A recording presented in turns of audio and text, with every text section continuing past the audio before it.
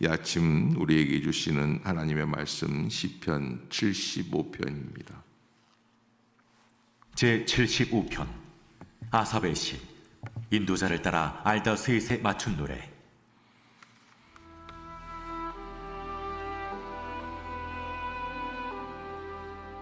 하나님이여, 우리가 주께 감사하고 감사함은 주의 이름이 가까움이라. 사람들이 주의 기이한 일들을 전파하나이다. 주의 말씀이 내가 정한 기약이 이르면 내가 바르게 심판하리니, 땅의 기둥은 내가 세웠거니와 땅과 그 모든 주민이 소멸되리라 하시도다. 내가 오만한 자들에게 오만하게 행하지 말라 하며 악인들에게 뿔을 들지 말라 하였노니, 너희 뿔을 높이 들지 말며 교만한 목으로 말하지 말지어다. 물은 높이는 일이 동쪽에서나 서쪽에서 말미암지 아니하며 남쪽에서도 말미암지 아니하고, 오직 재판장이신 하나님이 이를 낮추시고 저를 높이시느니라. 여호와의 손에 잔이 있어 술거품이 일어나는도다. 속에 섞은 것이 가득한 그 잔을 하나님이 쏟아내시나니, 실로 그 찌꺼기까지도 땅의 모든 낙인이 기울여 마시리로다. 나는 야곱의 하나님을 영원히 선포하며 찬양하며 또 악인들의 뿔을 다 베고 의인의 뿔은 높이 들리로다. 아멘. 오늘 시편 75편, 여기 오늘 제목에 보면 아삽의 시 이렇게 기록이 되어 있고, 인도자를 따라 알다스헷에 맞춘 노래다 이렇게 부제가 붙어 있는데, 이 알다스헷이라고 하는 것은 성경에서 나오는 용어 가운데 우리를 멸망시키지 말아 주옵소서라고 하는 그런 의미를 담고 있는 단어예요. 우리를 멸망시키지 말아 달라. 그러니까 멸망 직전에 하나님 앞에 기도하는 거죠. 그러니까 멸망의 순간까지 오니까 얼마나 큰 어려움이겠습니까? 그 멸망 직전에 하나님 앞에 정말 위기의 순간에 우리는 불이 나거나 아니면 어려움이 생기거나 위기의 순간에는 119에 전화를 하지 않습니까? 그런데 이 이스라엘 사람들은 그 위기의 순간에 하나님께 요청하는 거예요. 하나님, 우리를 멸망시키지 말아 주시옵소서 하는, 왜냐하면 그 일을 하시는 분은 오직 여호와 하나님 한 분뿐이시다라고 하는 신앙의 고백을 가지고 주님께 기도하는 거예요. 그래서 알다스헷이라고 할 때에는 하나님, 우리를 멸망시키지 말아 주시옵소서. 출애굽에서 이스라엘이 금송아지를 만들어 하나님이 그 금송아지에 진노하셔서 심판하실 때에 모세가 알다스헷을 기도하면서, 신명기 9장이죠. 9장에서 그렇게 시작을 하는 것이죠. 다윗도 사울 왕이 죽이려고 했을 때 도망치면서 시편 57편, 58편, 59편에 알다스헷을 하나님 앞에 구합니다. 저를 멸망시키지 말아 주시옵소서. 근데 이 멸망 직전에 있는 시편 기자지만 오늘 1절에 보면 이렇게 시작을 합니다. 하나님이여, 우리가 주께 감사하고 감사함은. 멸망 직전인데 감사라는 단어가 계속해서 나옵니다. 그러면서 뭐라고 말을 하냐면, 주의 이름이 가까움이라. 주님의 이름이 가깝다라고 하는 의미는 어디에 담겨 있습니까? 주님이 나의 가까운 곳에서 늘 함께 동행해 주신다. 어떤 분이 이런 이야기를 했습니다. 어떻게 우리가 주님의 이름이 가까워질 수 있을까? 그것은 바로 하나님 앞에 나아가 기도하는 순간에 주님의 이름은 늘 우리 곁에 계시는 줄로 믿습니다. 그게 하나님 앞에 감사하는 거예요. 기도하는 거예요. 그러면 주님의 이름은 늘 가깝게 역사해 주신다라고 하는 것이죠. 오늘 배경은 아시리아의 산헤립이라고 하는 왕이 북이스라엘을 멸망시키고 남유다 히스기야 왕을 침략한 시기에 기록된 시편이다. 그래서 이 알다스헷의 믿음으로 하나님께 찬양하며 기도하는 그런 내용들을 담고 있다고 해석을 하고 있습니다. 그렇다면은 첫 번째, 우리가 감사의 능력은 무엇인가? 이 절박한 순간에 하나님께 어떻게 감사하다고 할 수 있을까? 이 두 번이나 하고 있는 이유는 무엇인가? 첫 번째는 조건 없이 감사드린다라고 하는 것이고요. 두 번째 감사는 하나님께 응답이 왔기에 감사드린다라고 하는 의미로 해석을 하고 있습니다. 성도가 조건 없이 하나님께 항상 감사할 때 주님과 사랑의 관계를 만드는 것이죠. 여러분, 우리에게 가장 흔하게 사용되는 단어 한 가지가 있는데 은혜라는 단어예요. 은혜라고 하는 것은 은혜를 아는 사람, 또 은혜를 체험한 사람, 은혜를 기억하는 사람, 이렇게 얘기할 수 있는데, 은혜라고 하는 것은 어떤 것입니까? 모든 것이 하나님 앞에서 나의 공로가 아니라 주님의 공로다. 선물이라는 것 자체예요. 하나님께서 나에게 축복으로 주신 것이고 선물로 주신 것이고 내 공로가 아니라 하나님께서 자비하심 속에서 우리를 지켜주신다라고 하는 것이 감사한 것이죠. 그래서 우리가 하나님 앞에서 응답이 있을 때도 감사하지만, 그러나 응답이 없을 때에도 성도는, 믿음의 사람들은 항상 감사함으로 시작하자. 왜? 시편 기자는 분명히 응답이 없을 때에도 감사함으로 응답이 다시 이루어지는 체험을 했기 때문에 그럴 것이다. 이스라엘의 역사 속에서 하나님께서 수없이 많은 어려움들을 감사라고 하는 고백을 통해서 다시 일으켜 세워주시고 다시 인도해 주시고, 그래서 조건 없이도 항상 감사함으로 더 큰 사랑의 관계를 만들어 갈 수 있는 것, 이게 은혜의 통로라고 하는 거예요. 두 번째, 시편 기자는 주님의 이름이 가까움이다 이렇게 이야기를 했는데, 성도가 감사할수록 주님과 친밀해지는 것이고요, 또 감사가 메말라 갈수록 주님과 멀어지게 될 수 있죠. 성도의 날마다 감사하는 분량의 크기가 얼마나 주님과 가까운지의 척도가 된다라고 하는 것입니다. 아시리아라고 하는 나라는 어마어마한 나라입니다. 산헤립이라고 하는 왕이 남유다를 침략하게 됩니다. 이건 위기도 보통 위기가 아니죠. 왜? 이스라엘 남유다 왕국보다 더 강한 북이스라엘이 멸망했기 때문에 그랬습니다. 그러나 주님 앞에 이 시편 기자는 감사드리면서 알다스에세 지켜주는 은혜를 체험하게 되는 것입니다. 그러기에 우리도 멸망의 위기 속에서 주님께 감사함으로 하나님이 다시 알다스에세 지켜주시는 은혜를 허락해 주시는 체험이 있기를 주의 이름으로 축복합니다. 세 번째로, 시인의 감사함은 사람들이 주의 기이한 일들을 전파한다라고 기록이 되어 있어요.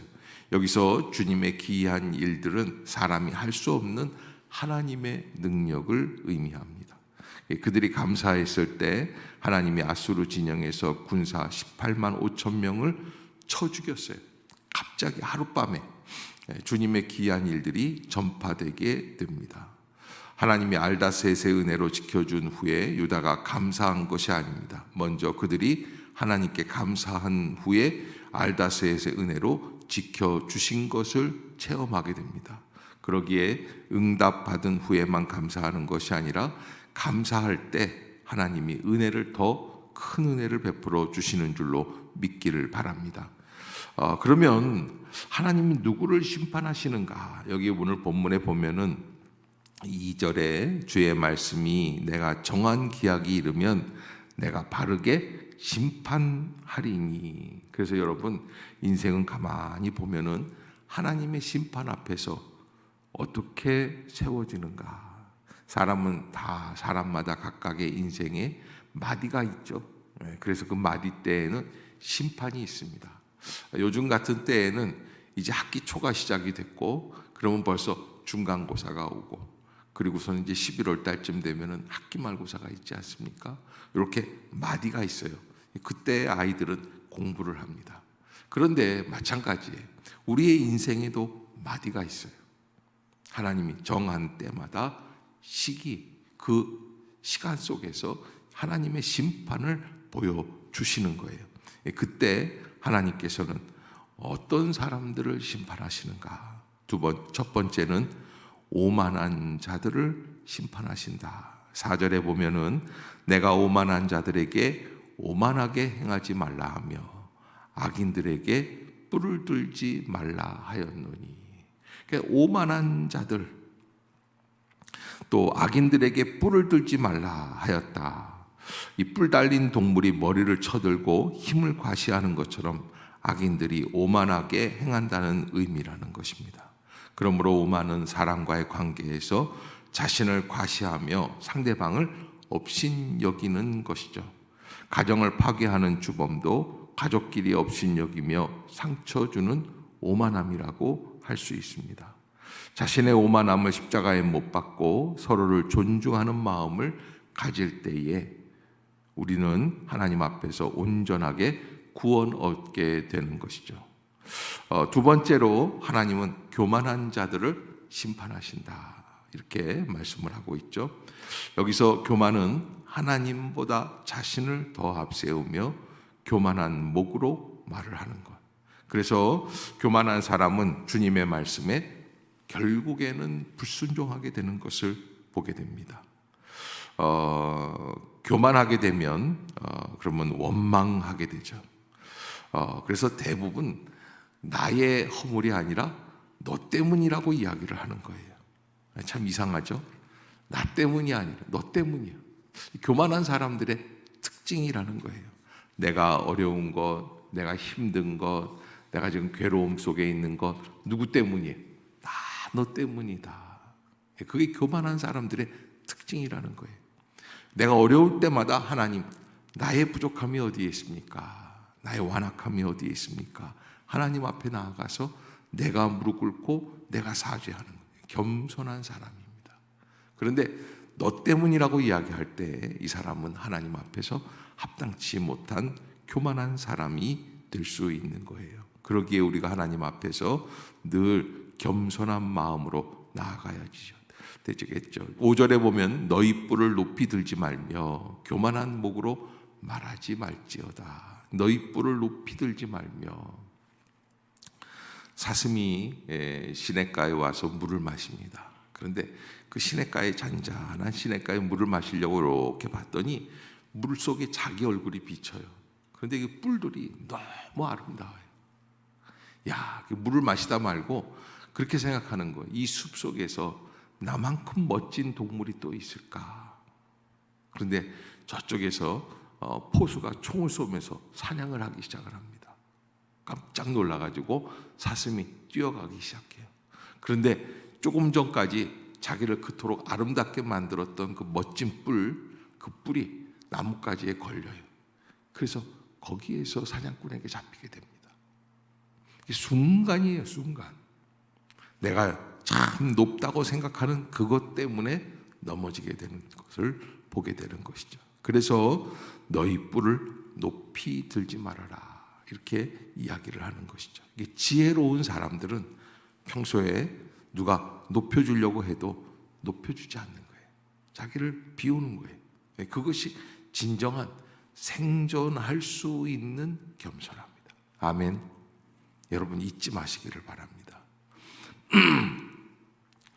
6절에 보면은 더 귀한 말씀이 있는데 무릇 높이는 일이 동쪽에서나 서쪽에서 말미암지 아니하며 남쪽에서도 말미암지 않고.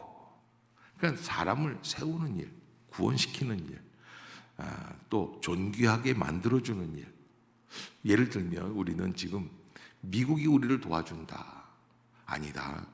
중국이 우리를 도와줘야 된다. 일본하고 가까이 하지 말아라. 뭐 이런 얘기들이 하지 않습니까? 정치적으로. 그런데 오늘 시편 기자는 동쪽이나 서쪽이나 남쪽에서 말미암지 않고 7절 한번 같이 읽어봅시다. 시작. 오직 재판장이신 하나님이 이를 낮추시고 저를 높이시느니라. 아멘. 혹자는 이런 이야기를 합니다. 우리나라는 이스라엘과 비슷한 환경이 있다는 거예요. 그래서 5,000년의 역사 속에서 수없이 많은 강대국들이 우리나라 주변에 포진하고 있다가 우리를 괴롭히는 역사를 우리가 고스란히 경험한 그런 실제적인 역사가 있지 않아요? 그런데 이스라엘도 그렇게 비슷하게 강대국들이 있었어요. 근데 그 강대국들과의 고전하는 역사를 지내왔던 시편 기자가 뭐라고 말을 하냐면, 높이는 일은 동쪽에서나 서쪽으로 말미암지 않고 남쪽에서도 말미암지 않고 오직 누구? 재판장이신 하나님이 이를 낮추시고 저를 높이시느니라. 하나님께 달려있다. 하나님이 인도해 주신다. 그래서 8절에 보면 여호와의 손에 잔이 있어 술거품이 일어난다. 속에 섞은 것이 가득한 그 잔을 하나님은 쏟아내시나니, 술로 말하면 칵테일 같이 여러 가지를 섞어서 만들어 놓은 술을 이야기합니다. 그래서 하나님께서 원하시는 순결한 잔이 되어야 한다. 아멘. 세상적인 걱정, 계산, 세상적인 자세, 세상적인 태도, 세상적인 생각들을 다 뒤로 하고 오직 하나님의 생각, 순결한 마음. 그래서 이 9절에 결론적으로 이렇게 이야기를 하죠. 나는 야곱의 하나님을 영원히 선포하며 찬양하며 또 악인들의 뿔을 다 베고 의인의 뿔은 높이 들리로다. 아멘. 최후의 승리는 누구에게 있습니까? 여호와 하나님께 담겨 있다라고 하는 것. 신구약 성경 감사라는 단어가 약 180번 이상 나온다고 합니다. 은혜 가운데 하나님의 신앙을 체험하는 사람들은 어떤 어려움이 있든지 하나님 앞에 감사하면서, 이 감사를 할 때 하나님께 영광을 돌릴 수 있고 우리의 신앙이 달라질 수 있게끔 되어 있는 것을 보게 됩니다. 반대로 원망은 멸망하게 되어 있다. 그래서 누구 때문이다, 누구 때문이다 이렇게 되는 가정들은 멸망할 수밖에 없습니다. 하나님 앞에 오히려 원망을 벗어나서 하나님의 은혜에 감사할 수 있는 신앙. 오늘 알다셋이라고 하는 이 시편 75편은 우리에게 바로 어떻게 해야 멸망에서 구원으로 나아갈 수 있을까? 그것은 원망을 버리고 무조건 감사하는 것. 무조건 감사하는 걸 뭐라고 그래요? 절대 감사다. 아멘. 아멘. 절대 감사하려면 교만해야 될까요? 겸손해야 될까요? 무조건 겸손해야지 돼요. 그래야 위기를 극복해 나갈 수 있어요. 하나님의 은혜로 승리하는 복된 성도들이 다 되시기를 주의 이름으로 축복합니다. 기도하겠습니다. 사랑의 하나님, 은혜를 감사합니다. 새날을 열어주시고 우리로 말미암아 주의 뜻에 거하게 하여 주셨사오니 성령의 기름을 부어 주옵소서. 우리를 사랑하시되 죽기까지 사랑하시는 주의 전적인 은혜를 찬양합니다. 주님께 감사를 드립니다. 주님 홀로 영광을 받아 주시옵소서. 믿음의 길을 열어 주시옵소서. 생명의 길을 열어 주시옵소서. 살 길을 열어 주시옵소서. 오늘도 하나님의 은혜 가운데 날마다 감사하며 기뻐하며 주의 은혜를 잊지 않는 믿음의 성도들이 되게 하여 주시옵소서. 하나님, 오직 높이는 일은 동쪽이나 서쪽이나 남쪽에서 말미암지 않고 오직 재판장이신 하나님께서 우리를 낮추시거나 높이시는 줄로 믿습니다. 주여, 우리를 구원하여 주시옵소서. 오직 주의 은혜로 감사하며 겸손함으로 승리할 수 있는 우리 모두가 되게 하여 주옵소서. 예수님의 이름으로 간절히 기도드리옵나이다. 아멘.